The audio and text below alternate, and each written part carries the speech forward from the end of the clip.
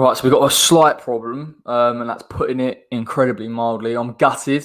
I think it's true. I personally think it's true. I didn't think it was true last night. I sort of waved it off. A lot of people were speaking to me and saying, you see on social media, that Declan Rice could be injured for a number of weeks.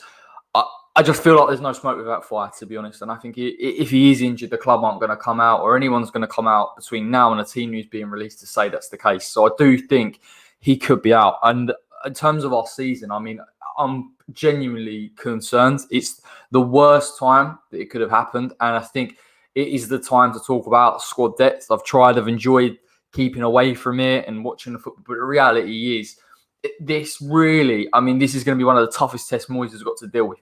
Talk about formations and who you're going to play, this, that, and the other. It's about the decision about A, the formation that you are going to play, but B, who you're going to play instead of Declan Rice. Nobes is the obvious candidate. I really wouldn't play Nobes. If we play Nobes tonight, we might get away with it just because of Wolves' midfield. But Leicester certainly won't do. Their midfield is fantastic. You've got Ndidi, Tielemans in there. It's going to be really difficult to compete with. Chelsea's in a couple of weeks' time as well. Kante, Kovacic. Noble can't deal with those type of games. So he needs to think of possibly Pablo Fornals playing there, or change the system, or go three-man midfield, because we can't have Mark Noble in a two-man midfield for a consistent amount of games. It won't work. It just absolutely will not work. West Ham will get torn a new one. So that is my massive worry about the injury record and about what's going to happen next. Let me know what you think in the comment section, because I'm gutted. You know, Declan's been a huge part of this season. He's one of our best players, if not our best player, in terms of consistency and what he offers. And we always knew he was going to be irreplaceable. And it was just a case of when. A guy that's played 18 months consistently, hasn't missed a game, hasn't been subbed, hasn't been taken off. For him now to be gone, he's going to leave a ridiculous gap in that midfield. So for me, if you play Noble, it has to be a three-man midfield, and you've got to play almost a 5-3-2.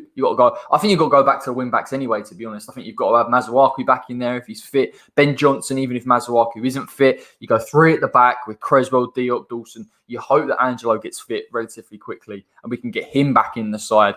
And then we've just got to go from there. And I think the games, our ability to press teams, everything completely changes. It becomes a very much counter-attacking option for us. And that's worrying, because I feel like there are games, Chelsea, Leicester, you've got to compete. And I'm not convinced we can compete. And I hate saying it. Listen, let's hope.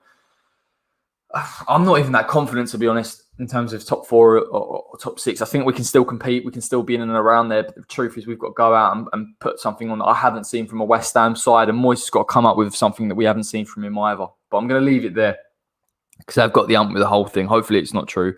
Take care, everybody. Like the stream, like the video even. Subscribe to the West Ham Way. Subscribe to the channel if you're new. And until next time, take care.